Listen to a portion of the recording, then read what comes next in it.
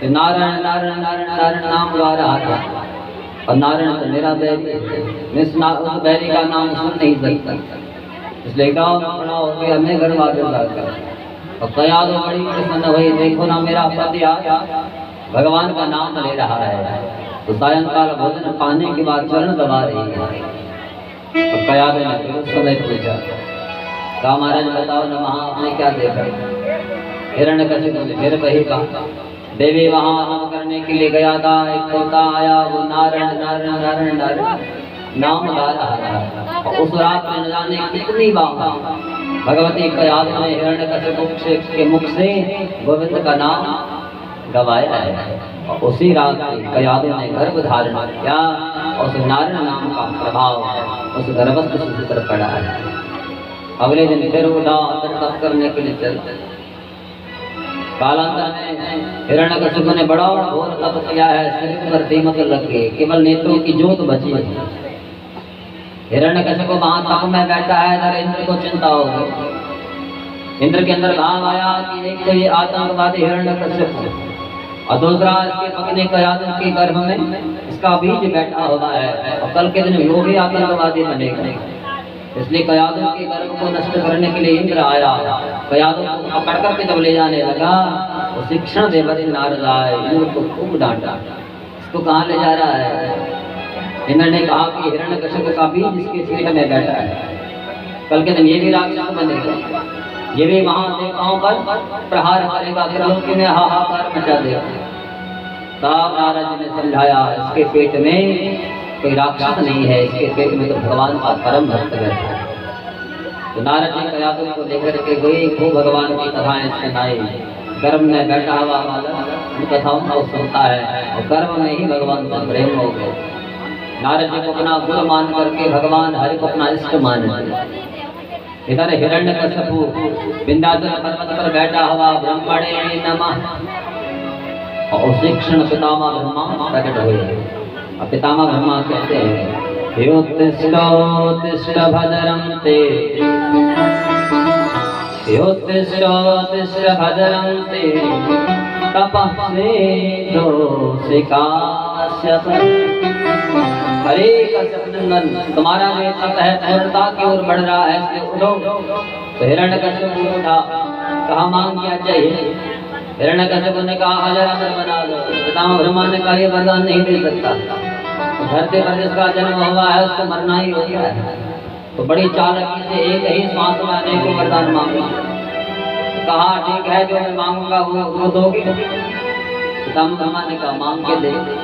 तो हिरण्यकशिपु ने कहा तो पहला तो इस सृष्टि में सृष्टि आपने बना के है, आपके द्वारा उत्पन्न जो सृष्टि है, सृष्टि में किसी भी जीव के हाथ में मेरा मरण नहीं होना चाहिए। ना आकाश में मरो, न पाताल में मरो, न धरती में मरो, ना अंदर मरो न बाहर मरो, ना अस्त्र से मरो न शस्त्र से मरो, न दिन में मरो न रात में मरो। और यहाँ तक कह दिया कि 12 महीनों में भी मेरा मरण नहीं होना चाहिए। पितामह ब्रह्मा से एक बार सुनते रह गए क्या मांग रहा है। फिर भाव आता है कि ऐसा तप भी तो किसी ने नहीं किया। और तुरंत तथास्तु कहते ही ये हिरण्यकशिपु कहा का मर्म के महासने लगा, खूब त्रिलोकी में हाहाकार मचा दिया। सुखदेव जी कहते हैं कि परीक्षित देवता बड़े परेशान। इस समय हमारे मध्य में एक ऐसा संगठन हमारे भारतवर्ष में, विशेषकर उत्तर प्रदेश और हमारे उत्तराखंड में सनातन संस्कृति को जगाने के लिए जगह जगह जाकर के बच्चों के अंदर अपने सनातन संस्कृति को भरने का काम कर रहे हैं। ऐसे राष्ट्रीय योगी सेना के कई पदाधिकारी यहाँ पर पहुँचे हैं, महिला संगठन यहाँ पर आए हैं, तो व्यासपीठ से आपका स्वागत है। केवल यही काम नहीं कर रहे हैं, यही अभी नीचे मुझे लगता है कि मंगलवार कि रविवार वहाँ एक पाठशाला भी चलती है, जहाँ हमारे जो छोटे छोटे बच्चे हैं उनके अंदर सनातन संस्कार कैसे भरे जाएं, उनका काम वहाँ। मुझे भी उस समय फोन आया था, लेकिन व्यस्तता के कारण हम वहाँ जा नहीं पाए हैं। तो हमारे ही अजय पोखरियाल जी हैं, आप सभी लोग जानते हैं, आचार्य जी हैं, तो वो वहाँ जब समय मिलता है बच्चों को खूब धर्म का उपदेश देते हैं। इस संगठन का एक काम और भी है, जो हमारे सनातन हिंदू जो गरीब हैं, निर्धन हैं, तो उनकी भी आप समय समय पर खूब मदद करते हैं। और इस संस्था के जो प्रदेश अध्यक्ष हैं, मुझे लगता है कि लखनऊ में कहाँ रहते हैं, यूपी में। और यहाँ हमारे जो जिला अध्यक्ष हैं श्री विजय बड़ोला जी और उनके साथ शशि रावत हैं, यहाँ उस कार्य को वो लोग देख रहे हैं। तो अभी आपने लाल टी शर्ट में आपने देखा होगा, सब वही लोग हैं, महिला कार्यकर्ता भी हैं और पुरुष भी हैं। और हम तो चाहेंगे कि सब सनातनियों को इस संगठन से अवश्य जुड़ना चाहिए। ये कोई किसी राजनीतिक संकल्प को लेकर के नहीं बैठते, न किसी पार्टी से इनका संबंध है, केवल अपनी सनातन संस्कृति को जगाने के लिए ये कार्य कर रहे हैं। और विश्वास किसी से कोई मांगते भी नहीं है कि साहब आप धन दोगे तब जाके चलेगा, नहीं, विश्वास की सेवा है। अब खूब निर्धनों की सेवा करते हैं, उनकी मदद करते हैं। तो हम सबसे निवेदन करते हैं कि इस संगठन से आप सब अवश्य जुड़ें और अपनी सनातन संस्कृति को अवश्य जीवित रखने के लिए इस समय वर्तमान में तो ये परिस्थिति है कि सबको आगे आना चाहिए। हाँ, अन्यथा 10-20 साल बाद हमको पूछने वाला कोई नहीं है। इसलिए इस संगठन की इस व्यासपीठ से भूरी भूरी प्रशंसा हम करते हैं। हर एक बार आप सब लोगों की कार्यों की गड़गड़ाहट से स्वागत है। हमारे ही मंदिर में गणेशपुर से महिला कीर्तन मंडली आप सब लोग यहाँ पहुँचे हैं, तो व्यासपीठ से आपका स्वागत है। बड़ों वाला से भी आप लोग आए हैं, नया गाँव मल्हान से, अन्य कई जगहों से आप लोग यहाँ पर पहुँचे हैं, तो सबका व्यासपीठ से स्वागत है और अभिनंदन है। हिरण्यकश्यप ने वरदान मांगा और फिर त्रिलोकी में हाहाकार मचाया। कालांतर में इनके यहाँ कयादों के गर्भ से वही बालक जब जन्मा है, जन्म लेते ही भगवान का परम प्रेमी बन गया। 5 वर्ष की अवस्था है, तो हृदय रोहन में भगवान को प्रहलाद जी महाराज जब ढूंढते हैं तो बड़ी प्रसन्न होते हैं, खूब हंसते हैं। माँ उस दृश्य को देखते हैं, अपने आप हंस रहा है, और जब भगवान का दर्शन नहीं होता तो फिर खूब रोते हैं। तो यादों को लगा मेरा बेटा पागल हो गया। हिरण्यकश्यप के पास में आए कि मैं पागल हो गया। हिरण्यकश्यप ने कहा यहाँ अकेला है ना, इसलिए इसका मन नहीं लग रहा होगा। तो गुरुदेव के प्रसन्न और अमर को बुलाया, इसको गुरुकुल में लेकर के जाओ, वहाँ खूब राक्षसी विद्या इसको सिखाना। तो षंड और अमर को लेकर के आए, प्रहलाद जी को गुरुकुल में लेकर के चले गए। सुखदेव जी कहते हैं कि परीक्षित कई महीने बीतने के बाद वहाँ हिरण्यकश्यप के अंदर भाव आता है, मैंने अपने बेटे को गुरुकुल में भेजा है, वो पढ़ भी रहा है क्या। एक दिन गुरुकुल में आए, प्रहलाद से पूछा कि बेटा यहाँ क्या पढ़ा। प्रहलाद जी कहते हैं कि पिताजी ये बताओ, गुरुदेव ने जो सिखाया वो आपको सुनाओ, या मेरे मन ने मुझे जो आदेश दिया है वो आपको बताओ। हिरण्यकश्यप को लगा कि इसने अपने मन से क्या शिक्षा ली है। कहा कि बेटा गुरुदेव ने जो सिखाया है वो अन्य दैत्य बालकों से सुन सकता हो, लेकिन तेरा मन तुझे क्या आदेश देता है। तो प्रहलाद जी कहते हैं पिताजी मेरा मन कहता है कि तत्साधु मन्येश्वर दीना सदा समुधेन धियाम सद्गृहा के पातम गृहमंधकोपम वनम गतोयम धरिमाश्रयेत। प्रहलाद जी कहते हैं पिताजी मेरा मन कहता है कि ये संसार है, ये संसार तो अंधकूप है, अंधकुआं है, इस कुएं में जो गिरा है फिर उठ नहीं पाया है। इसलिए पिताजी वनम गतोयम, घरवास जाकर जंगल में चले जाओ, वहाँ खूब गोविंद का नाम गाओ, हमारा उद्धार हो जाएगा। हिरण्यकश्यप ने जो सुना आँख एकदम लाल, मेरे ही सामने मेरे प्यारे विष्णु की चर्चा करता है। तो षंड और अमर को बुलाए, ये क्या पढ़ा है इसको। मैंने तो कहा था उसको खूब राक्षसी विद्या सिखाना। षंड और अमर ने कहा कि ये विद्या हमें नहीं सिखाई, हमें तो लगता है इमाम के पीठ से ही पढ़ाया बाहर चलता हुआ है। तो कहा इसको अच्छी तरह समझाओ। सुखदेव जी कहते हैं कि परीक्षित फिर प्रहलाद जी को लेकर के फिर समय बीता, फिर हिरण्यकश्यप हुआ, फिर प्रजा प्रहलाद मतलब क्या सीखा? तो प्रहलाद जी कहते हैं कि पिताजी पहले तो केवल एक बात सीखी थी, अब तो 9 बात सीख चुका हूँ। क्या सीखा है? तो प्रहलाद जी ने आप सुंदर अपने पिता को नवधा भक्ति का उपदेश दिया। श्रवणम कीर्तनम विष्णु स्मरणम पाद सेवनम गर्जनम वंदनम दास्यम सत्यमात्मनिवेदनम।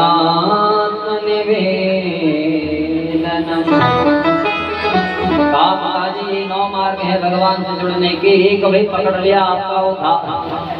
तो श्रवणम पहला मार्ग है सुनना। सुनना क्या है? संसार की निंदा। क्यों? क्योंकि हमारे कानों को निंदा अच्छी लगती है।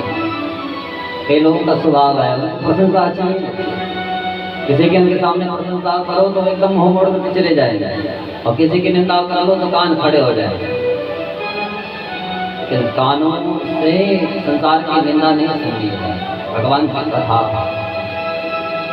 कर्ण खंडों का दिव्य दोना बना करके इस दिव्य मधुर रस को कानों के द्वारा हृदय भवन में लेकर के जाना है। श्रवणम, दूसरा कीर्तन, भगवान का नाम गाओ, खूब कीर्तन करो।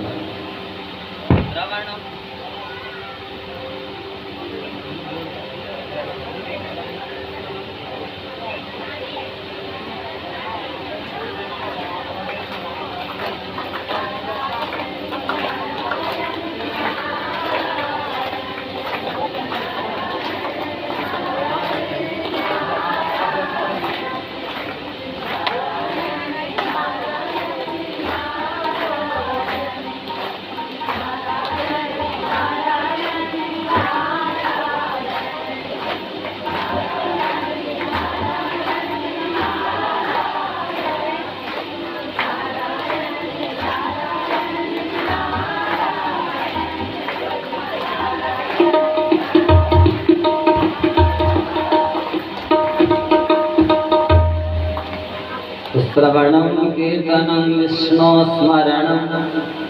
ज्यादा विस्तार का समय 5 नहीं बजे। तो पहला सुनो भगवान की कथा, दूसरा गाओ भगवान का नाम, तीसरा भगवान का चिंतन, हर समय उनकी स्मृति जीव को बनी है। सेवा चरणों की किसकी? भगवान का विग्रह है तो विग्रह की सेवा, विग्रह नहीं है तो संतों की सेवा, अपने ऐसे बड़ों के चरणों की सेवा, ब्राह्मणों की सेवा, पाद सेवन, अर्चनम भगवान का पूजन, वंदनम नित्य भगवान का प्रणाम, दास्यम भगवान के दरबार में जब आना है तो तुम दास बनकर पद का मद लेकर, सक्षम भगवान का संबंध रखना। संबंध क्या रखना है? जिसका जीवन में सबसे ज्यादा अभाव, माँ का अभाव मातृभाव से, पिता का अभाव पितृभाव से, हम तो पितृभाव से ही बचते हैं। मित्र का अभाव मित्र भाव से बचिए, शत्रु का अभाव शत्रु भाव से बचिए। जिस भी भाव से आप बचोगे निश्चित, हमने परसों भी कहा था भगवान दर्शन देगा, अपना अनुभव साक्षात दर्शन देगा, प्रत्यक्ष आपको उसी रूप में दिखेगा। तो दास सक्षम और आत्मनिवेदन, अपने आप में भगवान को समर्पित करना है। प्रभु तुमने धरती पर भेजा है, जैसा रखना है तुम जाओ। तो आप पिताजी 9 मार्ग, एक मार्ग भी पकड़ लोगी आपका उठा। हिरण्यकश्यप की आंखें फिर लाल, संड और खूब गालियां दी। पर यहाँ प्रहलाद जी ने क्यों अपने पिताजी को डांटा? कहा प्रभु पिताजी यहाँ मुझे को क्यों डांट रहे हो? मतिर्न कृष्ण परितस्वतोबा मिथो विपत्ति गृहकृता। तो मेरा अपना स्वभाव है, मेरी मन मस्तिष्क में कृष्ण बैठ गया है। आप पिताजी वो निकल नहीं सकता, इसमें गुरुदेव की क्या गलती है? लेकिन बाद में संगारा ने कहा चिंता मत करो, हमारे पिताजी आएंगे फिर समझाएगा। तो शुक्राचार्य जी भी आए, प्रहलाद जी को समझाया, लेकिन फिर भी प्रहलाद की मन मस्तिष्क से कृष्ण को निकाल नहीं पाता। तो फिर प्रहलाद जी को मारने के बहुत प्रयास किए गए। भालों से कुतवाया गया, पहाड़ों से फिरवाया गया, सर्पों से डस मारने का खूब प्रयास किया, तब भी प्रहलाद जी को कोई मार नहीं पाया। बाद में ढूंढा को बुलाया गया, इसको हम होलिका कहते हैं, इसका नाम था ढूंढा। इसको पितामह ब्रह्मा ने वस्त्र दिया है, उस वस्त्र को जब पहनती है तो अग्नि का ताप शरीर पर नहीं लगता। तो हिरण्यकशिपु के अंदर भाव आया कि वो इसको बैठ करके चिता में बैठेगी, ये तो जल जाएगा। लेकिन वहां भी भगवान ने कृपा की। जब वो प्रहलाद जी को लेकर के बैठे तो पवन वेग ने बड़ी काफी जोर का हवा का झोंका आया, वो वस्त्र उड़ गया, प्रहलाद जी के शरीर पर लिपट गया, ढूंढा वहीं चल करके राख हो गई। प्रहलाद जी का फिर भी बाल बालका नहीं हुआ। जब प्रयास करने के बाद भी प्रहलाद जी को मार नहीं पाया, एक कमरे में कैद करके छोड़ दिया। सुखदेव जी कहते हैं कि परीक्षित एक दिन गुरुदेव कहीं बाहर चले गए, दैत्य बालकों ने वो दरवाजे खोले। प्रहलाद जी को लेकर के आया, कहा मित्र बहुत दिन हो गए तुम्हारे साथ खेल नहीं खेला। प्रहलाद जी ने कहा तुम्हारा खेल मुझे अच्छा नहीं लगता, मैं तुम्हारे साथ नहीं खेल सकता।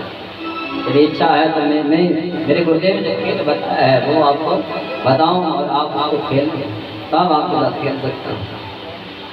कहा तुम्हारे गुरुदेव ने क्या कौन सा खेल बताया?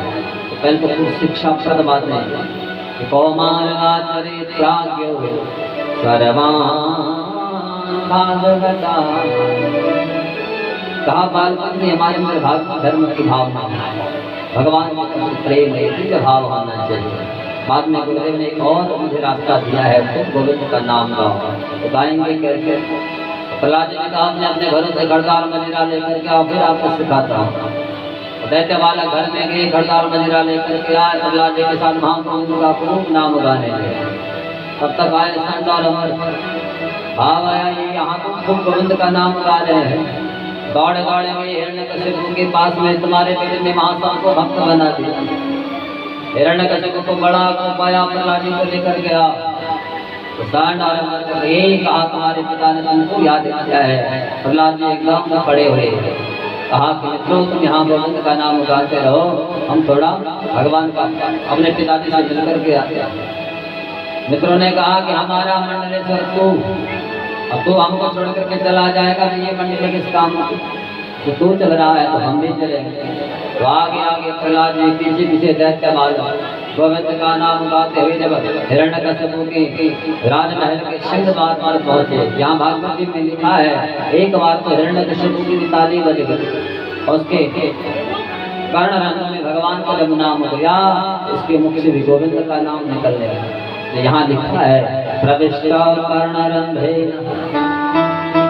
लेकिन बाद में याद आए कि मैं भी पागल हो गया, अपने मेरे विष्णु का नाम गाने लगा। सिंहासन से नीचे कूदा, कहा करे प्रहलाद तेरा वो विष्णु रहता क्या है? प्रहलाद जी ने कहा काजी आप विष्णु की चर्चा कर रहे हैं, मेरा विष्णु कहाँ? सर्वत्र व्याप्त है। हरे व्यापक सर्वत्र समाना, हरे व्यापक सर्वत्र समाना, हरे व्यापक सर्वत्र समाना, हरे व्यापक सर्वत्र समाना, हरे व्यापक सर्वत्र समाना, हरे व्यापक सर्वत्र समाना, हरे व्यापक सर्वत्र समाना, हरे व्यापक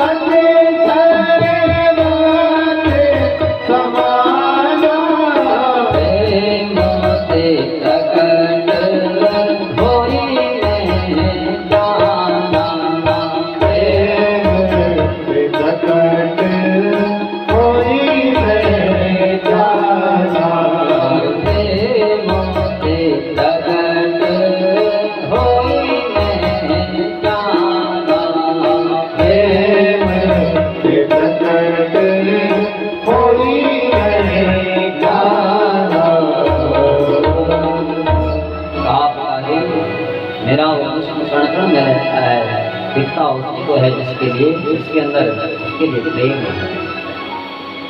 कहा मेरे हाथ में खड़ग देख रहा है, सामने वो खम्भ देख रहा है, क्या इस खड़ग इस खम्भ में तेरा विष्णु रहता है? कहा पिताजी मैं कहाँ होता हूँ, मेरा विष्णु कहाँ नहीं रहता। मोह में तो मैं खड़ग खम्भ में, मोह में तो मैं खड़ग खम्भ में, जहाँ देखो तहाँ राम। कहा पिताजी मेरा वो विष्णु मेरे अंदर भी है, आपके अंदर भी है, आपके हाथ में खड़ग है उसमें भी बैठा है, तो हम आप जहाँ सामने दिखाई दे रहा है उसके अंदर भी बैठा है। हिरण्यकशिपु ने कहा देखता हूँ कैसे प्रकट होता है। जैसे वहाँ खम्भ के पास में गए, जो प्रहार किया भक्त की वाणी को शुद्ध करने के लिए भगवान खम्भ का भेदन करके नरसिंह बन करके प्रकट हुए। नरसिंह भगवान की, नरसिंह भगवान की, नरसिंह भगवान की। भगवान नरसिंह बन करके जब प्रकट हुए, हिरण्यकशिपु के पास में आया, पूछा कौन है? भगवान ने कहा तेरी मौत। हिरण्यकशिपु हंसने लगा, मुझे वरदान मिला है, पितामह ब्रह्मा के द्वारा बनाए हुए सृष्टि है, इससे कोई मुझे मार नहीं सकता। भगवान ने कहा मुझे पितामह ब्रह्मा ने नहीं बनाया, तेरे सामने यहाँ जलकंभ से प्रकट होगा। तो पहला वरदान तो फेल हो गया। तुरंत भगवान ने उठाया, दरवाजे की ढेरी पर लेकर के चले गए, अपनी गंगाओं में लेटा दिया। हिरण्यकशिपु ने कहा कि मुझे वरदान मिला है, न आकाश में मरूंगा, न पाताल में मरूंगा, न धरती में मरूंगा। भगवान ने कहा न तुम आकाश में है, न पाताल में है, न धरती में है, मेरे गंगाओं में लेटा होगा। तो दूसरा वरदान फेल हो गया। हिरण्यकशिपु ने कहा मुझे वरदान मिला है, न बाहर मरूंगा, न अंदर मरूंगा। भगवान ने कहा बाहर भी नहीं है, अंदर भी नहीं है, दरवाजे की ढेरी पर गंगाओं में लेटा होगा, न दिन में मरूंगा, न रात्रि में। भगवान ने कहा बाहर देख संध्या का समय चल रहा। एक एक वरदान तो फेर होते चले गए। कहा मुझे वरदान मिला है, न अस्त्र से मरूंगा, न शस्त्र से। भगवान ने कहा तुझे मारने के लिए अस्त्र और शस्त्र के लिए आवश्यकता नहीं है। और उसी क्षण भगवान ने अपने नव चंद्रकाओं को बढ़ा दिया है, भगवान का प्रकट हो गया। हिरण्यकशिपु ने कहा मुझे वरदान मिला है, 12 महीनों में भी नहीं मर सकता। भगवान ने कहा तेरे लिए अलग मास बनाया है, जिसको कहते हैं अधिक मास, जो आजकल चल रहा है। भगवान ने उसी क्षण हिरण्यकशिपु के शरीर को चीर लिया और हिरण्यकशिपु का वही ठिकाना भगवान का वो स्वरूप देवता देख रहे हैं। भगवान ने हिरण्यकशिपु की आंखें उठा अपने गले में धारण किया। सुराज सिंहासन पर बैठते हैं जहाँ हिरण्यकशिपु बैठा करता था। देवताओं के अंदर भाव आया कि जो प्रभु शांताकारम थे वो आज उग्र होकर के कैसे प्रकट हो गए। भगवती लक्ष्मी को शांत करने के लिए भेजा भगवान ने, हुंकार मारी तो लक्ष्मी भी डर करके चले गए। बड़े बड़े देवता ऐसा करके मारे, वहां से भाग खड़े हुए। बाद में वो कथा तो यहाँ नहीं है, लेकिन भगवान नरसिंह को शांत करने के लिए भगवान शंकर वहां पहुंचे थे शरभ बन करके। शरभ नाम का जो पक्षी है, आज भी वो मंदिर लंका में दिखता है, श्रीलंका में। सर्वेश्वर महादेव के रूप में भगवान शंकर वहां बैठे, पक्षी का स्वरूप है। तो भगवान शंकर जब शरभ बन करके आए तो पूंछ में लपेट दिया था नरसिंह को, आकाश मार्ग में उड़ा करके ले गए थे। नरसिंह ने तब कहा था कि तुम ये क्या कर रहे हो? भोले बाबा ने कहा तुम्हारे को शांत स्वरूप था, यहाँ ऊपर बन करके कैसे आ गया? तब नरसिंह भगवान ने अपना वो स्वरूप उसको शांत किया था। ये चर्चा यहाँ बहुत कम लोगों ने सुनी होगी। तो बाद में ब्रह्मा जी आए प्रहलाद के पास, कहा प्रहलाद तेरे ही कारण भगवान प्रकट हुए, भगवान को तो ही शांत कर सकता है। तब प्रहलाद जी महाराज वहाँ भगवान को शांत करने के लिए गए हैं। अपनी स्तुति में प्रहलाद जी कहते हैं कि प्रभु ब्रह्मादय सुर गणामनयोत सिद्धा सत्वेकतान मतयो वचसां प्रवाय कि नाराधितुं पुरुगुणैरधुनापि विप्रो किंतु सुमरहत समय हरिजा बड़े बड़े ब्रह्मादि असुर गणाम अयूत सिद्धा ब्रह्मादि जो देवता है बड़े बड़े उच्च कोटि सिद्ध कोटि के जो संत हैं आपको शांत करने के लिए आया उनसे आप शांत नहीं हुए मैं तो राक्षस कुल में मेरा जन्म हुआ है और ऐसे पिता के जीवन में आया हूँ जिसने कभी आपको नहीं माना तो मुझसे आप कैसे शांत होंगे इतना बहुत बेहद स्थिति यहाँ राज्य में गाय गई प्रहलाद जी की स्थिति सुन करके भगवान के नेत्र सजल हो गए प्रहलाद जी को एकदम सधाया भगवान का कोप को शिक्षण जाने कहाँ चला नेत्र से बहता हुआ वो जल प्रहलाद जी को भिगो रहा है और अपनी जिह्वा से भगवान प्रहलाद के शरीर को चाट रहे हैं ये दृश्य देवता देख रहे हैं कि भगवान की भक्त वत्सलता देखते हैं अपने भक्त को कितना प्रेम कर रहे हैं सुखदेव स्वामी कहते हैं कि परीक्षित मानो भगवान प्रहलाद को कहना चाहते हो कि प्रहलाद तूने मुझसे कितना प्रेम किया है तेरे पिता ने तुझे कितना कष्ट दिया है कितना मुझे सताया है और मुझे आने में कितनी देर हो गई भगवान के नेत्र एकदम सजल हो रहे हैं प्रहलाद जी के शरीर को भिगो करके जिह्वा से चाट करके अपनी भक्त वत्सलता को भगवान आ रहे हैं सुखदेव जी कहते हैं कि परीक्षित बाद में भगवान ने हाँ प्रहलाद को कहा कि प्रहलाद क्या चाहिए प्रहलाद ने कुछ नहीं चाहिए लेकिन अगर देना चाहते हो तो मेरा पिता तुम्हारे सामने मरा हुआ है मैं एक पुत्र हूँ मेरे सामने पिता नरक में जाएगा तो मेरा पुत्र घर किस काम तो प्रभु यदि आप देना चाहते तो मेरे पिता का उद्धार करेगा भगवान ने कहा जिस कुल में तेरी दशा पुत्र पैदा हुआ उस कुल के लिए इस पीढ़ियों का कारण कर लेता है प्रहलाद जी को वचन दिया आज तेरे पिता का मरण किया है लेकिन आज के बाद कभी भी तेरे कुल में किसी को भी मृत्युदंड नहीं होगा बाद में प्रहलाद जी को कहा जिसके ऊपर तेरा पिता बैठा था वहाँ तुझे बैठना है राज उसको संभालना है बाद में मेरे दिव्य धाम में तो आएगा इतना कहकर भगवान अदृश्य हुए बाद में प्रहलाद जी ने पिता का अंतिम संस्कार किया पिता के श्राद्ध को भगवान वहाँ प्रहलाद जी ने संभाला है अपने भक्त की वाणी को शुद्ध करने के लिए भगवान ने शुद्ध बन करके प्रकट हुए आगे यहाँ गजग्राह की चर्चा है और ज़्यादा समय आदेश नहीं देता लेकिन केवल इतना समझो कि ग्राह ने गज का पाँव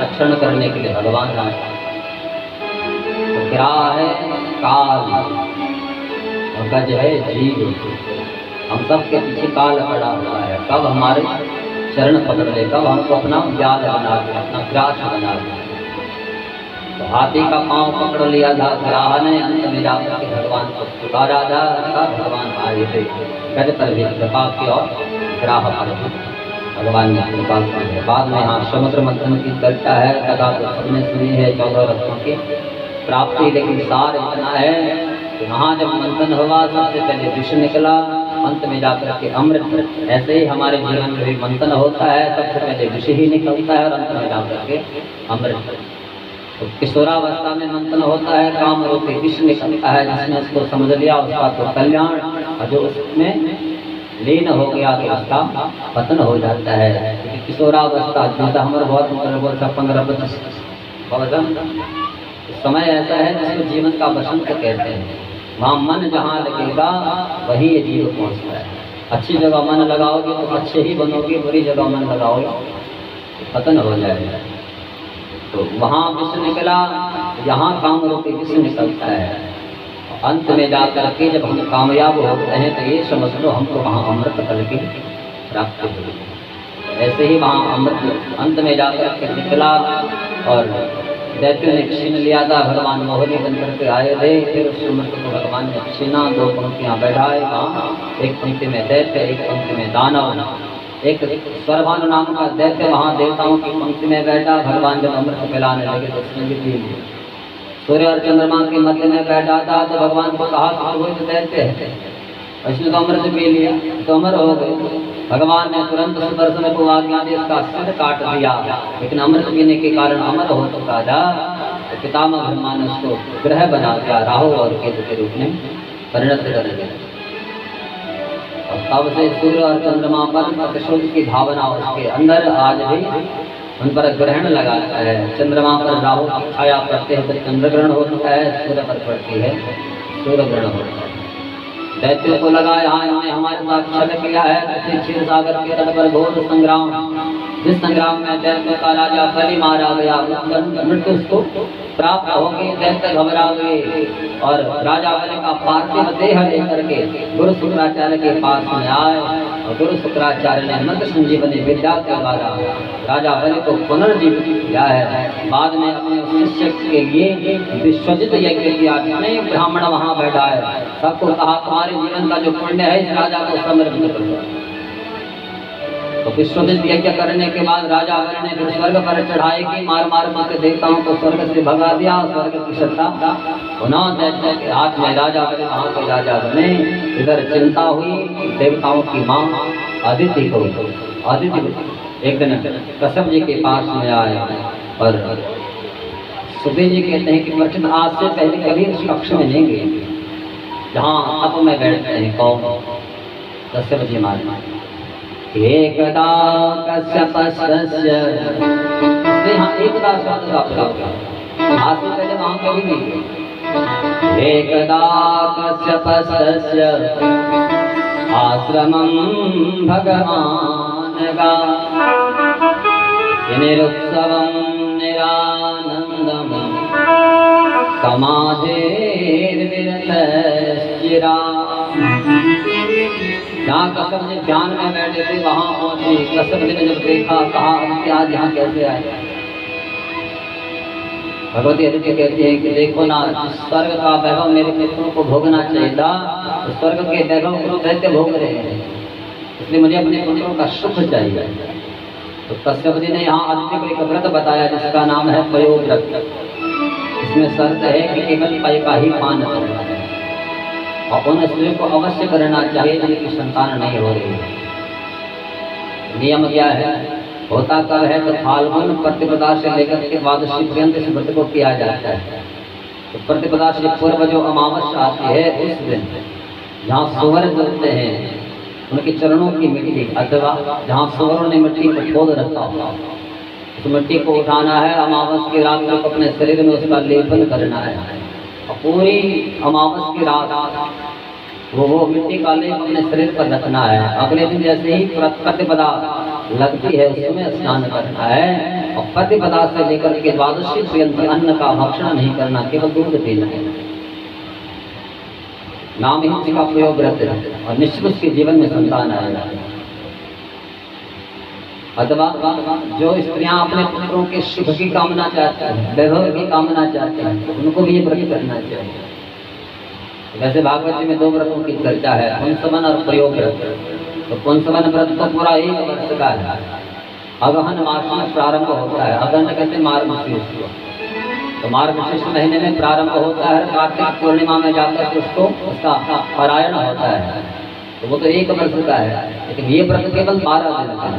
फाल्गुन शुक्ल पक्ष एकम तिथि प्रतिपदा से लेकर के द्वादशी पर्यंत इसको करना है। तो भगवान आदित्य ने ये व्रत किया, भगवान ने दर्शन दिया, कहा प्रभु मैं चाहती हूँ कि आप जैसा पुत्र मेरे अंक में आए। भगवान ने कहा मेरे जैसा नहीं हूँ तो मैं ही तुम्हारे यहाँ तुम्हारा पुत्र बन करके आऊँगा।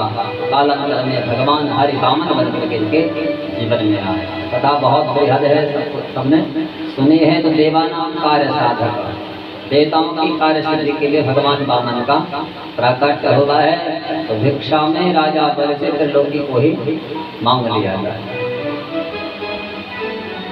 देवताओं ने यहाँ बड़ी सुंदर चाल चली कि देवता देवानाम कार्य साधक,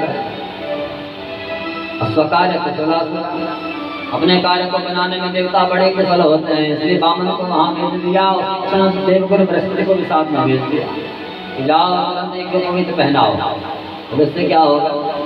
तो हमारे यहाँ जब ब्राह्मण देवता एक पवित्र पहनाते हैं तो भिक्षा मांगनी पड़ती है और भिक्षा मांग करके गुरुदेव को देनी पड़ती है। और तुरंत माया आए भिक्षा का पात्र लेकर के कहा कि बेटा देखो ब्राह्मण देवता ने वहाँ तुम्हें यज्ञ पवित्र पहनाया है, तुम भिक्षा लेकर के आओ। तो कहा माँ कहाँ जाऊँ? तो भगवती अदिति ने कहा कि इस समय एक चक्रवर्ती सम्राट है जिसका नाम है बलि इसके द्वार बंद हो गया है, वो अयाचक बन करके आया है, तो भगवान को वहाँ भेज दिया। वहाँ जाकर के उनको स्वागत सत्कार होगा। भगवान ने 3 पग पृथ्वी की यात्रा की, दैत्य गुरु से संवाद किया। राजा बलि ने 3 पग पृथ्वी मांग रहे हैं, अपने चरणों से नापना, 3 पग में क्या करेंगे आप इनको समझाओ। गुरु शुक्राचार्य ने जब देखा तो कहा कि तो साक्षात भगवान ये सवेरोचने साक्षात भगवान विष्णुरव्यय कश्यपात् अदितिर्जातो देवानां कार्य साधक। कहा रे राजा, तेरे द्वार पर यहाँ याचक बनकर के आए तो साक्षात भगवान है, उससे 3 पग पृथ्वी इसलिए मांग रहे हैं, त्रिलोकी को नाप लेंगे, तेरे पास कुछ नहीं बचेगा तो कुतो गति नरक में डाल देंगे, इसलिए मना कर दे। राजा बलि ने कहा कि प्रभु गुरुदेव जिसके द्वार से भगवान आया हो, जिसने मुझे ये सब कुछ दिया है, अगर वही याचक बन करके आया है तो मैं पीछे क्यों हटूं? भगवान का दिया हुआ है उदयम वस्तु गोविंदा तुभ्यमेव समर्पयामि। तुरंत कहा कि गुरुदेव मुझे तो ये 3 पग पृथ्वी का दान करना है। अपनी पत्नी विंध्यावली को आवाज लगाई, जल का पात्र लेकर के आए, संकल्प होगा। संकल्प में राजा बलि कहता है कि मेरी संकल्प से श्री कृष्णार्पणमस्तु तुभ्यमेव समर्पयामि। मेरे संकल्प से मेरा प्रभु प्रसन्न होना चाहिए, मुझे और कुछ नहीं चाहिए।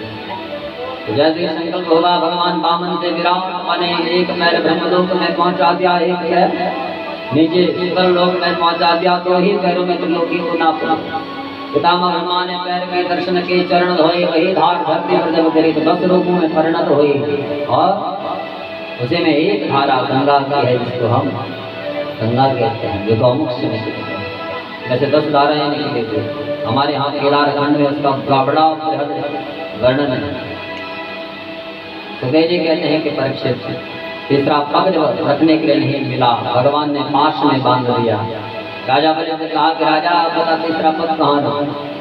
राजा बलि ने भगवान के विराट स्वरूप का दर्शन किया, वहाँ सबको पाया, लेकिन अपने आप का कहीं दर्शन नहीं दिया। कहा प्रभु जिस स्वरूप में आए थे उस स्वरूप को बना, फिर 3रा बदन भी निभाऊंगा।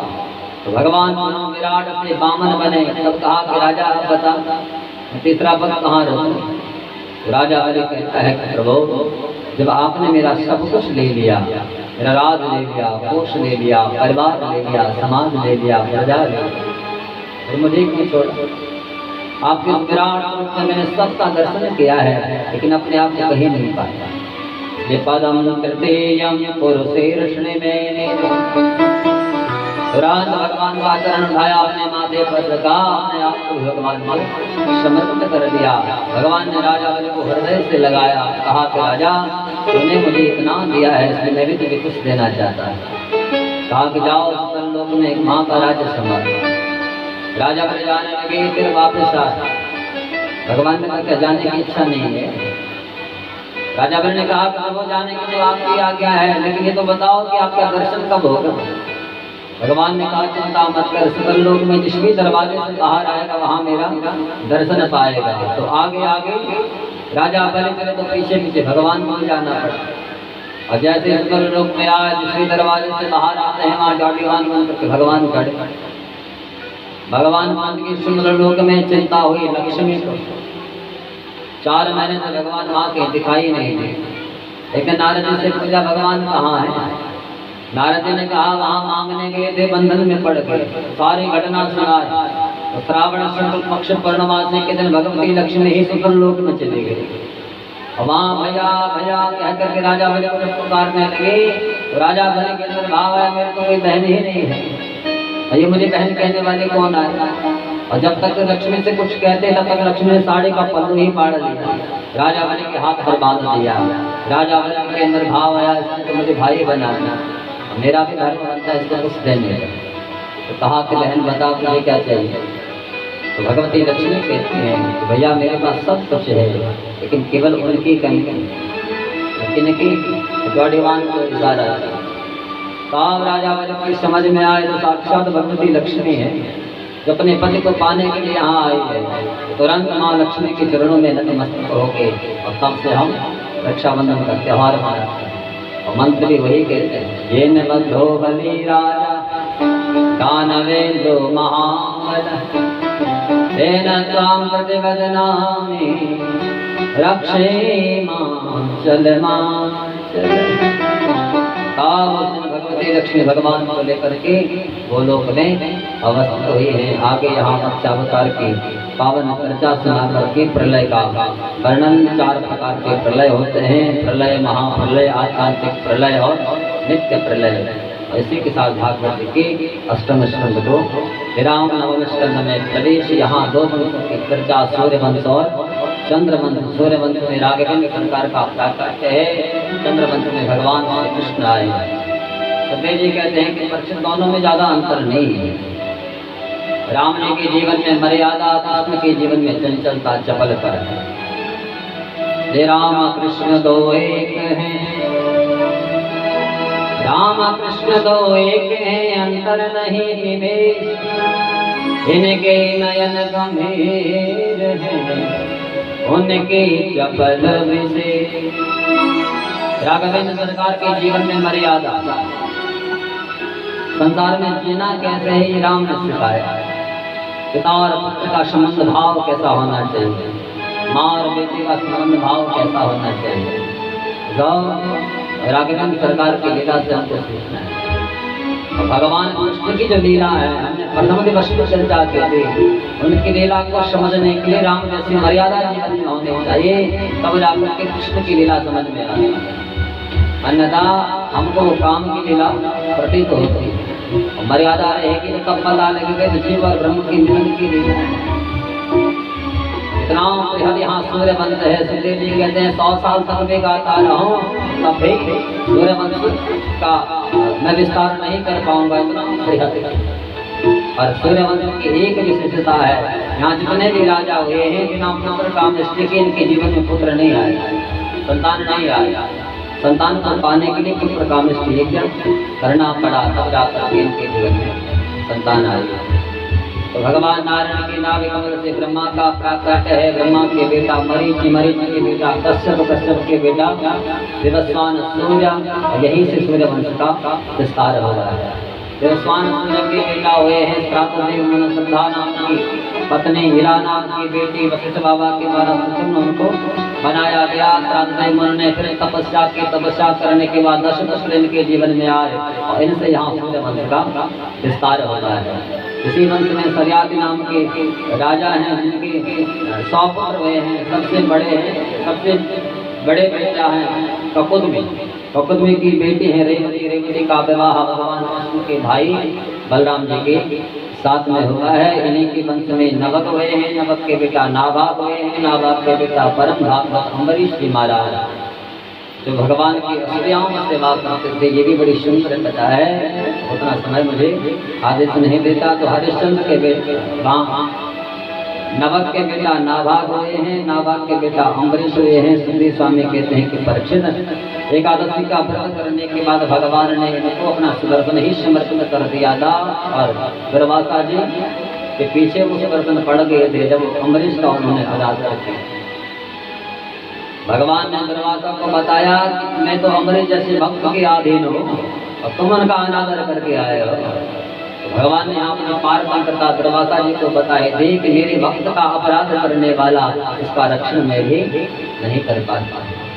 तो ऐसे भगवान के अनन्य प्रेमी श्री अम्बरीश जी महाराज हुए एकादशी का पालन करते हैं। इन्हीं के वंश में युवनाश हुए हैं। युवनाश की भी कोई संतान नहीं थी। पुत्र कामदृष्टि जिक्र किया, ब्राह्मणों को बुलाया तो ब्राह्मणों ने जल अभिमंत्रित करके कलश में रखा। 2-3 दिन हो गए। एक दिन रात्रि में युवनाश को प्यास लगी और उसी कलश के जल को उठा लिया, वही पी लिया। ब्राह्मण जब अगले दिन वहां पहुंचे तो देखा यहाँ कलश खाली। पूछा युवनाश ने कलश का जल कहाँ चला गया? युवनाश ने कहा कि गुरुदेव प्यास लगी तो उसको तुम्हें पी गई। ब्राह्मण ने कही क्या करते?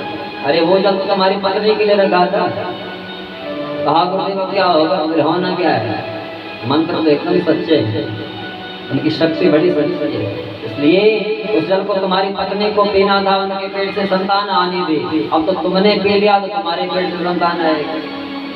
कालांतर में हुआ वैसे, यवनासुर के पेट में ही संतान आ गई और पेट जब बढ़ने लगा तो बच्चा के हमारे भवन से बाहर ही नहीं आया। उस समय हमारे ऋषियों ने शल्य चिकित्सा के द्वारा यवनासुर के पेट को चीरा है, जिसको आज हम ऑपरेशन कह रहे हैं। और वहाँ यवनासुर के पेट से जिस बालक को बाहर निकाला उनका नाम पड़ा मानधाता। और मानधाता के बेटा हुए मुचकुंद जी महाराज, देवताओं के सेनापति हुआ करते थे। देवासुर संग्राम में थक गए तो कहा सोना चाहता हूँ। देवताओं ने धरती पर भेजा और उस समय भगवान शंकर के बेटा कार्तिकेय को देवताओं ने अपना सेनापति बना दिया। तो सुखदेव जी कहते हैं कि प्रकृति इसी वंश में सत्यव्रत हुए हैं, सत्यव्रत के बेटा हरिश्चंद्र हुए हैं, हरिश्चंद्र के बेटा रोहित हुए हैं, रोहित के बेटा बाहुक हुए हैं, बाहुक की 2 पत्नियां हैं। एक पत्नी के गर्भ से एक अनेकों पत्नियां हैं, एक पत्नी के गर्भ में संतान आए, अन्य पत्नियों को ईर्ष्या हो गई कि इसके पेट से बच्चा आएगा तो राजमाता बन जाएंगे, हमको दासी बनना पड़ेगा। इसलिए इस गर्भ को नष्ट करने के लिए इसको जहर खिलाया गया। वशिष्ठ बाबा ने इस जहर को अमृत बना दिया। कालांतर में जो बेटा प्रकट हुआ उनका नाम पड़ा सगर। सगर की 2 पत्नियां, एक का नाम सुमति, एक का नाम केसरी। एक पत्नी के गर्भ से 60,000 बेटा है, दूसरी पत्नी के गर्भ से एक बेटा है जिसका नाम है असमंजस। अश्वमेध यज्ञ का घोड़ा इंद्र चुरा करके कपिल बाबा के आश्रम पर बांधता है। इन 60,000 बेटाओं को ऐसा लगता है कि कपिल बाबा ने ही घोड़ा चुराया। तो बाद में कपिल बाबा को वहाँ खूब गालियां बकी। कपिल देव के नेत्र खुले, नेत्र से दिव्य ज्योत प्रकट हुई। उस ज्योत में जल करके 60,000 पुत्र नष्ट हो गए, राख बन गई। असमंजस को चिंता हुई, कपिल बाबा से प्रार्थना की मेरे भाइयों का उद्धार कैसे होगा। तब कहा था कि गंगा को लेकर के आओ। तब इनके कुल में गंगा की आराधना प्रारंभ हुई। सुखदेव जी कहते हैं कि परीक्षित सबसे पहले असमंजस ने गंगा को पुकारा, गंगा नहीं आए। असमंजस के बेटा अंशुमान, उन्होंने पुकारा तब भी नहीं आए। अंशुमान के बेटा दिलीप, तब भी नहीं आए। बाद में दिलीप के बेटा भगीरथ, भगीरथ जी ने जब गंगा को पुकारा तो गंगा मूर्तिमंत बनकर के सामने प्रकट हुई। लेकिन भगीरथ से कहा तो तुम मुझे धरती पर लेकर के जाना चाहते हो, मैं तो स्वर्ग की देवी हूँ। जल रूप में जब परिणत होकर के धरती पर आओगे, आकाश मार्ग में जब पहुंगी तो एकदम पाताल में चले जाऊंगी। इतना भयावह मेरा प्रेम है। इसलिए धरती पर आने से पहले 2 प्रश्न थे। कोपि धारयता वेगम, कोपि धारयता वेगम पतंत्या में महीतले। कहा राजा मेरे वेग को कौन धारण करेगा।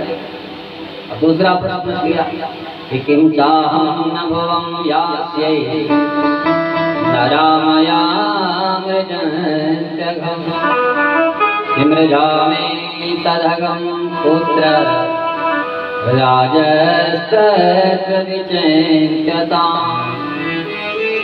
का दूसरा प्रश्न ये है कि धरती पर पापी लोग रहते हैं और उनके पाप को कहाँ धोओगे।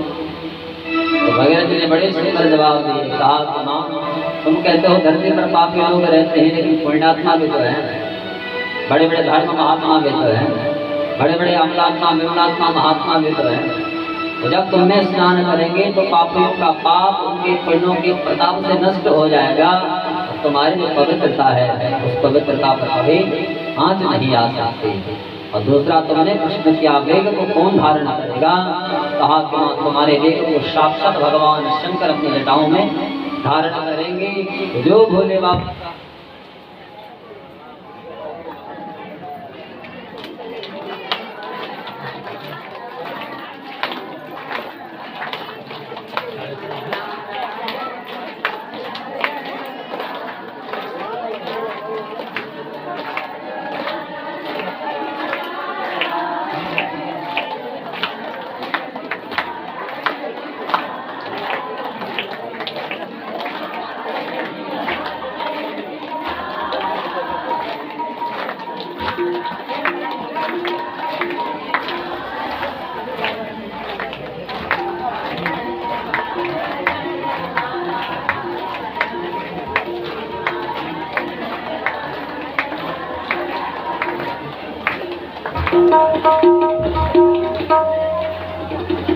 बोलो भक्त वत्सल भगवान की।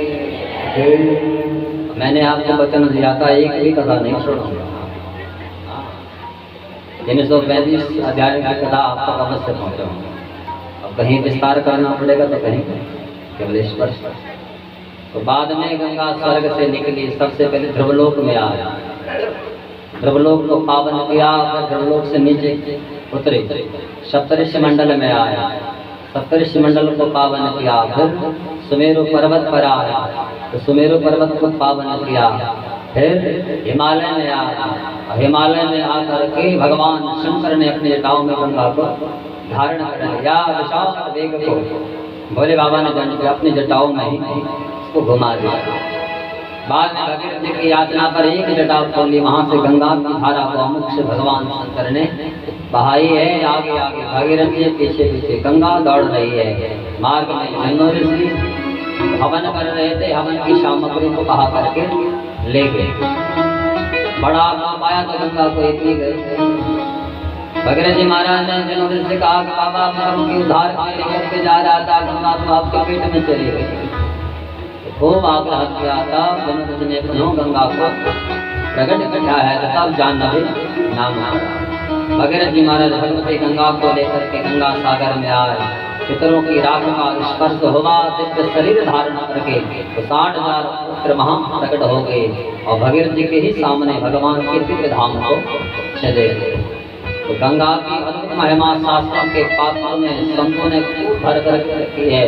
हम 100 योजन दूर भी हों, वहाँ बैठ करके गंगा स्नान का पुण्य लेना चाहते हो, तो वहीं बैठ करके हर हर गंगे का उच्चारण करोगे तो संपूर्ण गंगा स्नान का फल वहीं बैठ करके प्राप्त हो जाएगा।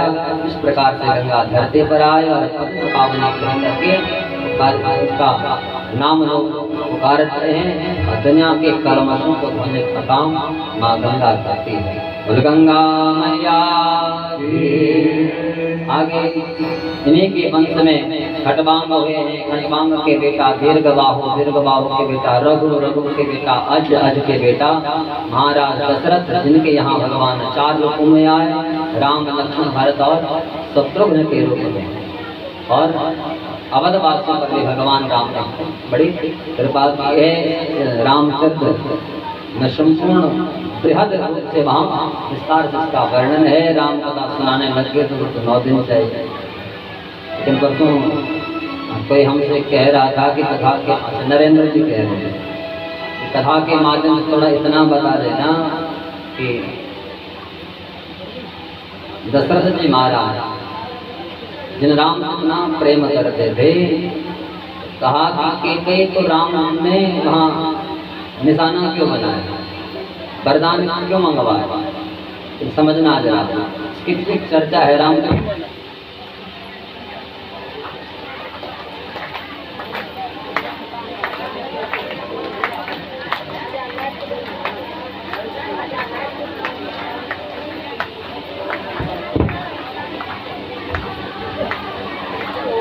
भक्त वत्सल भगवान की।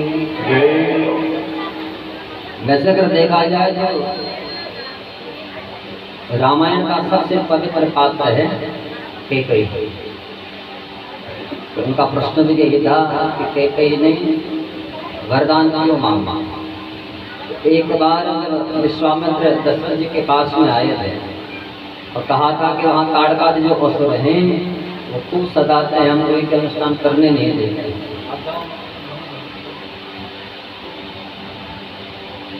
तो विश्वामित्र से उस समय दशरथ जी महाराज कहते हैं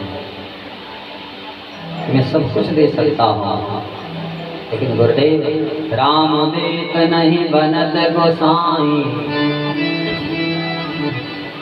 आप मुझे सब कुछ ले लो, मेरा वैभव ले लो, मेरा राज्य ले लो, सब कुछ दे सकता हो, लेकिन अपने गोसाई को, गो मने इंद्रियां, साई मने मालिक, अपने इंद्रियों के मालिक राम को नहीं दे सकता।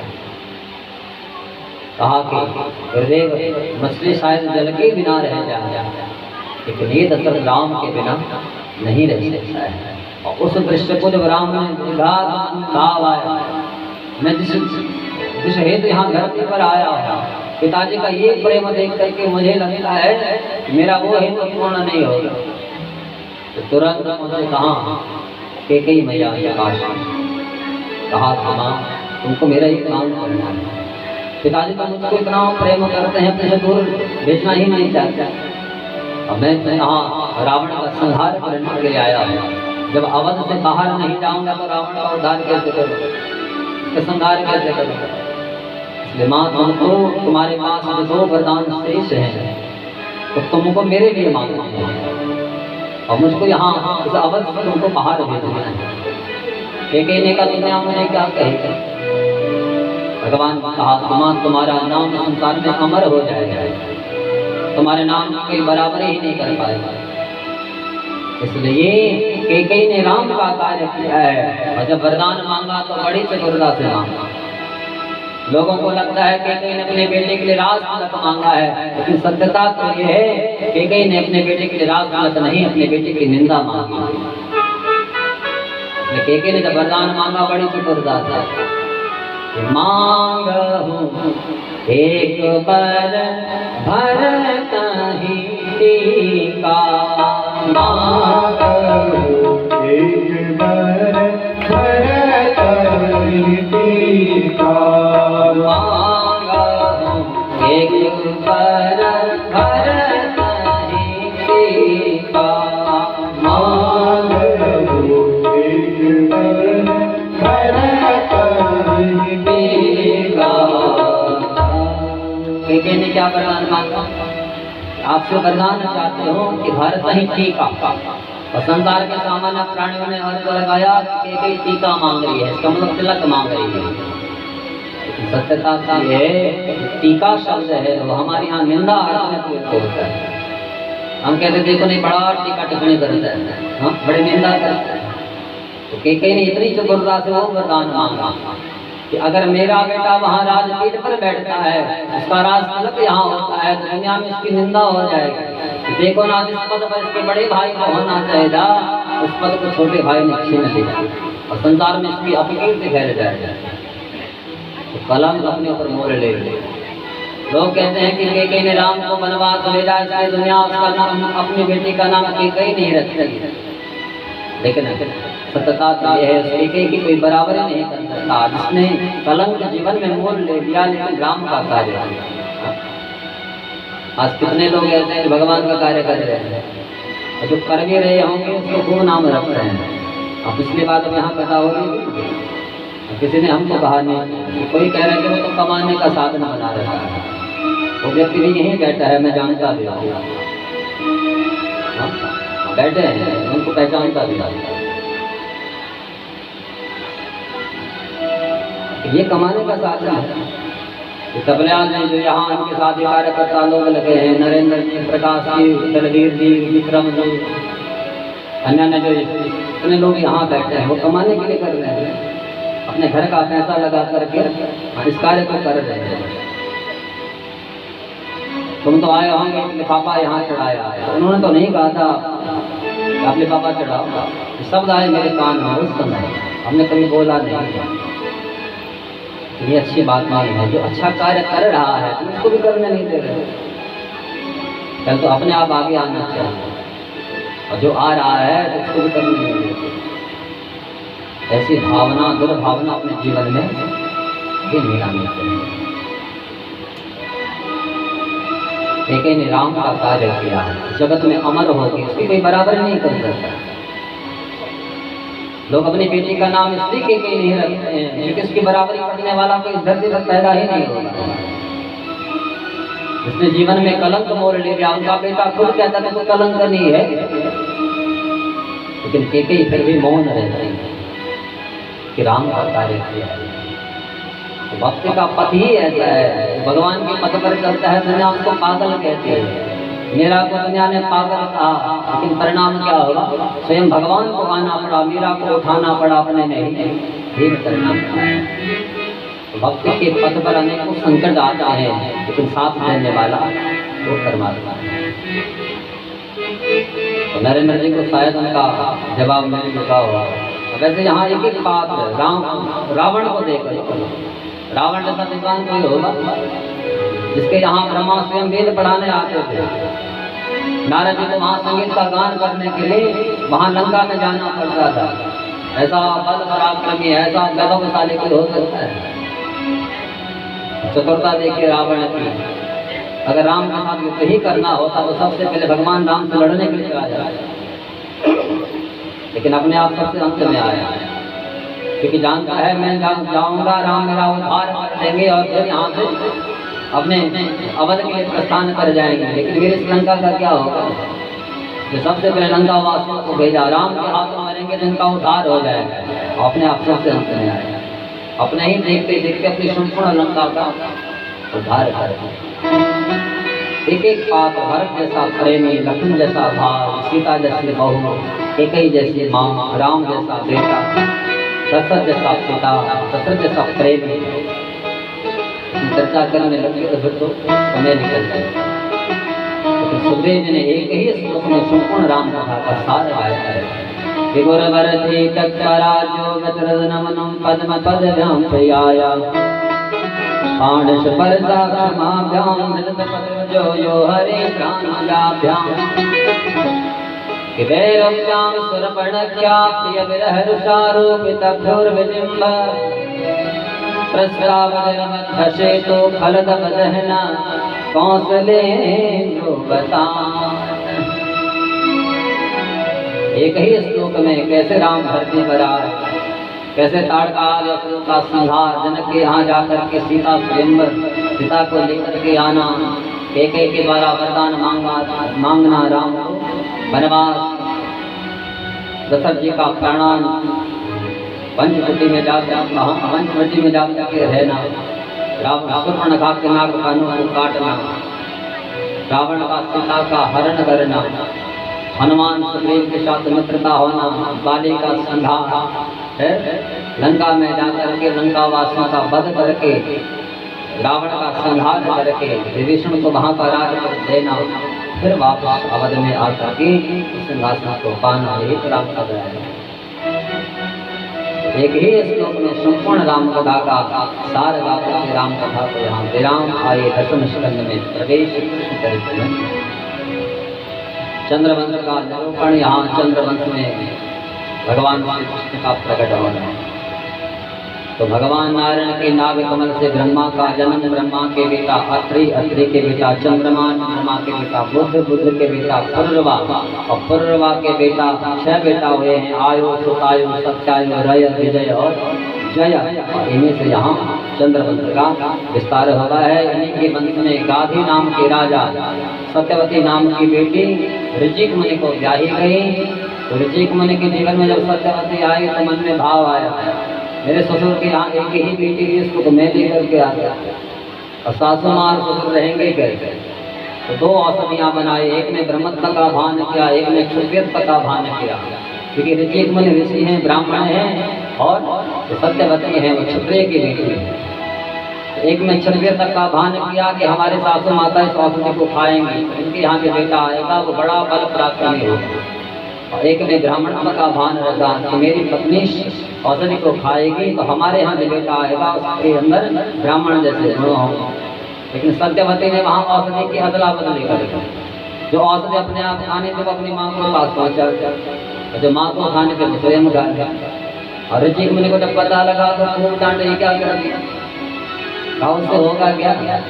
होना क्या है, तुम्हारी माँ ने जो औषधि खाई है उसमें ब्राह्मणत्व का भाव है, कि तुम्हारी माँ के यहाँ जो बेटा आएगा क्षत्रिय कुल में जन्म लेने के बाद भी उसके अंदर ब्राह्मण जैसे गुण होंगे, वो ब्राह्मण कहलाएगा।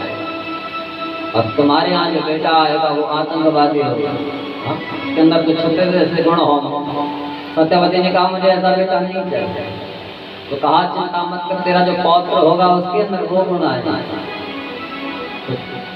राजा गाधी के यहाँ जो बेटा आया उनका नाम पड़ा विश्वामित्र, कि पहले राजा थे और बाद में ब्रह्मर्षि बने हैं। पहले राजर्षि कहलाए फिर ब्रह्मर्षि बने। तो क्षत्रिय कुल में जन्म लेने के बाद फिर ब्रह्मर्षि कहलाए हैं, ब्राह्मण जैसे गुण उनके अंदर आए। और इनके यहाँ इनके जो पौत्र हुए हैं वो हैं परशुराम। ब्राह्मण कुल में जन्म लेने के बाद भी क्षत्रिय जैसे गुण इनके जीवन में आया। इतने बल पराक्रमी थे कि 21 बार क्षत्रिय भी पृथ्वी को कर लिया जाए। इन्हीं के वंश में राजा नहुष का जन्म है। नहुष के भी 6 बेटा है, यति ययाति आयाति संयाति वियति और कृत्य। और सुखदेव जी कहते हैं कि इनमें जो दूसरे नंबर के बेटा है जिनका नाम है ययाति, ययाति का विवाह शुक्राचार्य की बेटी देवयानी के साथ हुआ। देवयानी की सखी है शर्मिष्ठा, दोनों एक दिन जल क्रीड़ा कर रहे थे और वहाँ वस्त्रों की अदला बदली हो गई। देवयानी के वस्त्र शर्मिष्ठा ने पहन लिए और देवयानी को बड़ा कोप आया। खूब गालियां बकी तो शर्मिष्ठा को भी कोप आया। शर्मिष्ठा ने नग्न अवस्था में देवयानी को वहाँ उस जल में फेंक दिया, अपने आप घर चले गए। हाँ, अकेली वो तड़पते रही, पुकारते रही। उस समय वहाँ राजा ययाति चल रहे थे तो वो आवाज सुनी और वहाँ से देवयानी को निकाला। निरवस्त्र है, राजा का हाथ का स्पर्श जब देखा, नेत्र मिले, प्रेम होगा, दोनों ने विवाह कर दिया। शुक्राचार्य जी को जब पता लगा, देवयानी के पास में आए, कहा कि बेटी ये क्या हो, वो सारी घटना सुना। कहा पिताजी शर्मिष्ठा ने मेरे साथ ये एक बर्ताव किया है, इसलिए शर्मिष्ठा मेरी दासी होनी चाहिए। तो बाद में शुक्राचार्य जी ने शर्मिष्ठा को देवयानी की दासी बना दिया। लेकिन देवयानी ब्राह्मण है और शर्मिष्ठा क्षत्रिय है और राजा ययाति क्षत्रिय है। तो राजा ययाति ने शर्मिष्ठा को पुत्री जिसे अपनी पत्नी मान लिया और कालांतर में दोनों के गर्भ से संतान आए। शुक्राचार्य जी को बड़ा कष्ट हुआ। राजा ययाति को श्राप किया, मेरी बेटी के साथ तुमने छल किया है, इसलिए तुम बूढ़े हो जाओ। ययाति ने कहा कि महाराज मैं तो वृद्धावस्था को प्राप्त कर लूंगा, लेकिन कष्ट तुम्हारी बेटी को होगा। तब शुक्राचार्य जी ने कहा कि हम अपने एक बेटी की युवावस्था ले सकते हैं। तो अपने एक यद नाम के बेटे की युवावस्था को उन्होंने ग्रहण किया। फिर जीवन पर्यंत कामों भोग करने के बाद एक दिन आत्मग्लानि हुई कि मैं कितना निर्दयी पिता, इसने अपने बेटे की ही युवावस्था को छीन लिया। तो बाद में आत्मग्लानि हुई, उस बेटे को बुलाया। न जातो कामा कामाना उपभोगेन शाम्यते हे हरिषा कृष्णवर्तमेव भूया एवाविवर्धते। राजा ययाति के अंदर भाव होता है कि जीवन में काम की अधिकता नहीं, जीवन में भगवान की अधिकता होनी चाहिए, नाम की अधिकता होनी चाहिए। मैंने इतना बड़ा पाप किया है, अपने बेटे को बुलाकर उसकी युवावस्था से सौंपी, वैराग्य की भावना की, भगवान का शुभ नाम लगाया। इन्हीं के वंश में आगे चल करके रंतदेव हुए हैं और रंतदेव के वंश से ही पूर्व वंश चला है। हाँ, कौरव और पांडवों का जन्म है। राजा ययाति के जो सबसे बड़े बेटा थे यदु, इन यदु से यदुवंश चला है। कालांतर में इसी यदुवंश में एक राजा है जिनका नाम है देववीर। देववीर की दो पत्नियां हैं। एक पत्नी की गर्भ से 2 बेटा आए हैं, अर्जन्य और पर्जन्य। अर्जन्य और पर्जन्य के जीवन में भी 9 बेटा आए हैं, जिनसे चला नंद वंश, जिनको हम नंद बाबा कहते हैं। सुखदेव जी कहते हैं कि परीक्षित इन्हीं के वंश में सूरसेन का जन्म है। सूरसेन के बेटा हुए हैं आनक दुंदुभि श्री वसुदेव जी महाराज, जिनके यहाँ भगवान कृष्ण बनकर के आए। तो आनक दुंदुभि वसुदेव जी के 7 विवाह हुए और 7 देवकी की ही बहनें हैं। राजा देवक जी की 7 बेटियां, पौरवी रोहिणी भद्रा मदिरा रोचनाइला देवकी प्रमुखा तस्य पत्न्यानक दुंदुभि। 6 बेटियों का विवाह पहले ही वसुदेव जी के साथ कर चुके हैं। 7वां विवाह जब अब यहाँ भी बहुत बेहद चलता है, अब इतना समय आगे से नहीं देता है, 6 तो बजे गए। तो कैसे कैसे ये विवाह हुए उनकी भी यहाँ चर्चा है। केवल अब इतना समझिए, जब देवकी का विवाह हो रहा था तो कंस देवकी से बड़ा प्रेम करता है, कंस के चाचा की बेटी, और मन में भाव आता है कि अपनी बहन के साथ मैं जाऊंगा। जब रथ को हाथ रहा था, मंगल चिन्हों को पहने हुए भगवती देवी वहां जब रथ में बैठे हैं तो उस समय देवताओं को चिंता हुआ। देवताओं के अंदर भाव जगा, कंस जैसा पापी, इसके अंदर प्रेम का भाव प्रकट हो रहा है। इसका मतलब फिर भगवान नहीं आए। तो देवताओं ने सरस्वती को पुकारा और सरस्वती ने आकाशवाणी की, अरे कंस, इस बहन को आज तो इतना प्रेम कर रहा है, इसको तो इसके ससुराल भेज रहा है, इसके गर्भ से तेरा काल अष्टम गर्भ बन करके आया।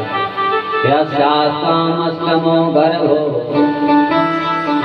यस्यास्ताम अष्टमो गर्भो हंतायाम बहसे। आठवां गर्भ तेरा काल बन करके आएगा। इतना जब सुना कंस ने तो प्रेम न जाने कहाँ चला गया।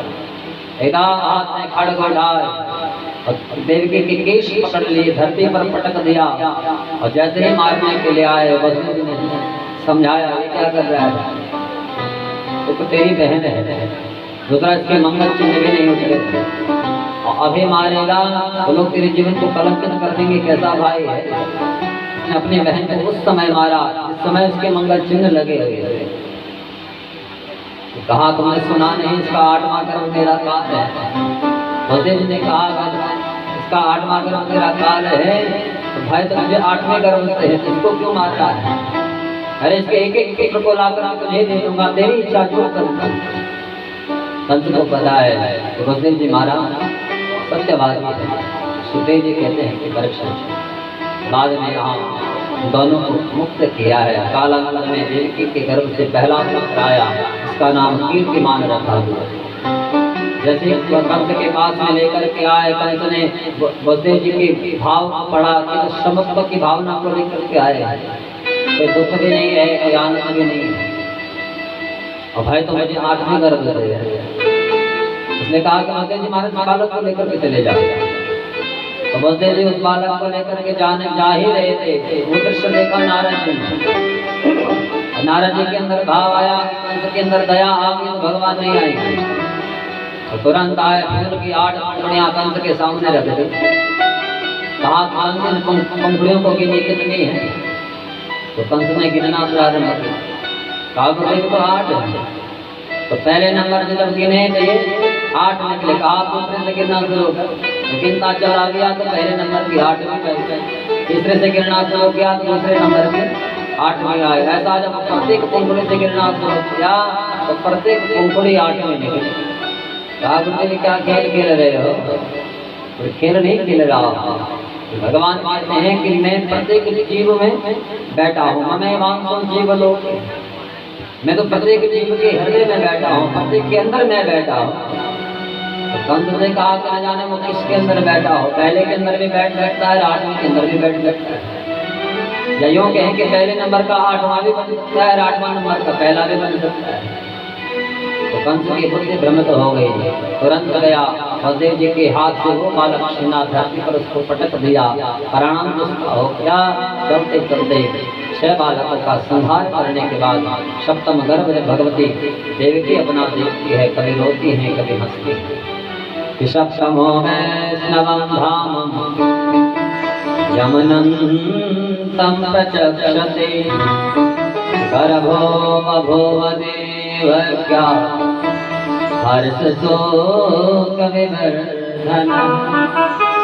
अपने गर्भ को देखते हैं, हंसती हैं। हंसते इसलिए हैं कि मेरे गर्भ से संतान आएगा। और कभी रोती है, रोती इसलिए है कि संतान तो आएगी पर वो पापी कंस को मार देगा।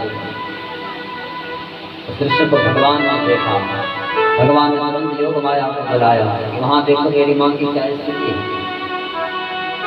कहा कि तुमको वहाँ जाना है, उस गर्भ को खींचना है। हाँ, गोकुल में यशोदा मैया है, यशोदा मैया के साथ में रोहिणी मैया है। रोहिणी मैया के गर्भ में तुमको वो गर्भ डालना है और अपने आप यशोदा के गर्भ में बैठना है। तो मुझे क्या मिलेगा? भगवान कहते हैं दुनिया में हमारे अनेक नाम होंगे, कोई तुम्हें चामुंडा कहेगा, कोई तुम्हें महिषासुरमर्दिनी कहेगा, कोई तुम्हें दुर्गा कहेगा। कहा अनेकों नाम लेकर के तुम अभय वरदान देने वाली संसार में प्रकट हो जाओ। माया गई, देवकी की 7वें गर्भ का आकर्षण किया, गोकुल में जाकर के रोहिणी के गर्भ में उसको डाला है, अपने आप यशोदा मैया के गर्भ में अवस्थित हो गई। इधर मथुरा में जब हल्ला हुआ, देवकी का 7वां गर्भ नष्ट हो गया। कंस बड़ा प्रसन्न, आप देव के और बच्चे को कारागार में कैद करके अष्टम गर्भ की इंतजारी है, बेड़ियों से उनको लद दिया है, बेड़ियां लगा करके दोनों दंपति अंदर कारागार में बैठे हैं। भगवान उस दृश्य को भी देखते हैं। सुखदेव जी कहते हैं कि परीक्षित, कालांतर में साक्षात भगवान भगवती देवकी के गर्भ गुहा में है, ऐसा आभास हो रहा है किसको? देवकी को, जबकि भगवान गर्भ में नहीं है। भागवत में स्पष्ट लिखा है कि देवकी को आभास हो रहा है कि भगवान मेरे गर्भ में है। और जब गर्भ बढ़ने लगा तो कंस को पता लगा, तो कंस भी आया, अंदर जाकर के देखता है देवकी के गर्भ में मेरा बाल बैठा है। उस समय इसके अंदर भाव आता है कि आहे समय प्राण हरो हरे रघुहा ध्रुवम से तो कंस के अंदर भाव जागता है कि आहिष में प्राण हरो हरे रघुहा, मेरे प्राणों का हरण करने वाला वो हरि कहाँ है? सामने देवकी के गर्भ गुहा में बैठा है। तो क्या मैं इस देवकी को मार दूं या इसके गर्भ को नष्ट कर दूं? लेकिन महाभाव जगता है, अगर इसके गर्भ को नष्ट करता हूँ तो ये बहन भी मर जाएगी, और बहन मरेगी तो मुझे क्या चाहता है? और ये भाव इसलिए प्रकट हो रहा है कि वहाँ गर्भगत भगवान का दर्शन कंस को हो रहा है। और जैसे बाहर आता है और फिर महाभावता, तो न जाने कितनी बार कारागार के अंदर गया, कितनी बार बाहर आया, न जाने कितनी बार भगवान का इसने चिंतन किया है। देवताओं को पता लगा, देवता भी भगवती देवी की गर्भ गुहा में आकर के गर्भ स्तुति करते हैं। वो स्तुति भी यहाँ बड़ी बड़ी हाल है, और केवल स्तुति का भी अभाव समझिए। त्रिकालावाद सत्य कहकर के भगवान को पुकारते हैं, भगवान की बड़ी स्तुति करते हैं कि प्रभु इस संसार में आपके दो प्रकार के भक्त हैं, ये निरविंदाक्ष विमुक्त मानिन पयस भावाद विशुद्ध बुद्धय। प्रभु एक भक्त तो वो है जो अपने आप को मुक्त मान बैठा है, मुक्त नहीं होगा, अपने आप को भगवान मान बैठा है। इसके साथ आप क्या करते हो? पतंत्यधर भगवान यहाँ उसका आप ऐसा पटकते हैं कि तुम्हारा वो उठ नहीं पाता है। हाँ? और एक भक्त वो है जो केवल आपकी भक्ति करता है। तथा न ते माधव तावका क्वचित् त्वया विगुप्ता विचरन्ति निर्भया। एक भक्त वो है जो केवल आपका नाम गाता है, आपका चिंतन करता है, उसके साथ क्या करते हो? त्वया विगुप्ता विचरन्ति निर्भया। उसको संसार में आप निर्भय होकर के भेज देते हैं, और संसार में पूज्य हो जाता है, तुम्हारे खूब कीर्ति को गाता है। ठीक है ना? जाते जाते देवताओं ने भगवती देवी की गर्भ को हाथ को प्रणाम किया, कहा कि हाँ तुम्हारी ये गर्भ गुहा कितनी पवित्र है, कितनी पावन है।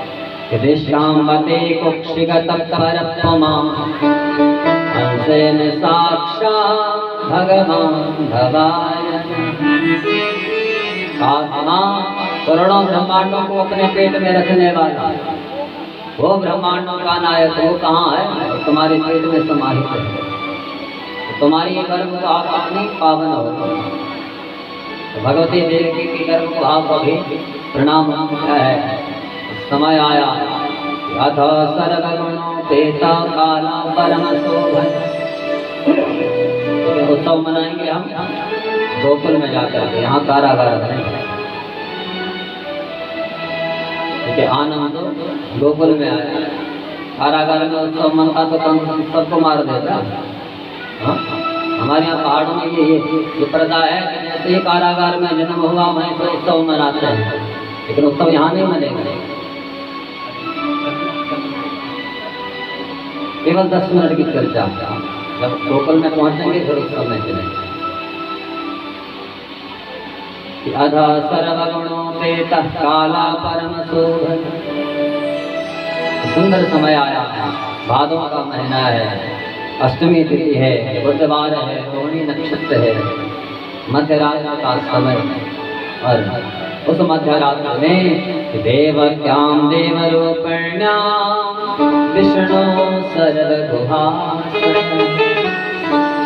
सुख अंग्रेज ने यहाँ स्पष्ट भी कह दिया कि वहां देवकी की गर्भवास कौन आया, कि विष्णु सरल गुहास, साक्षात भगवान विष्णु आया है।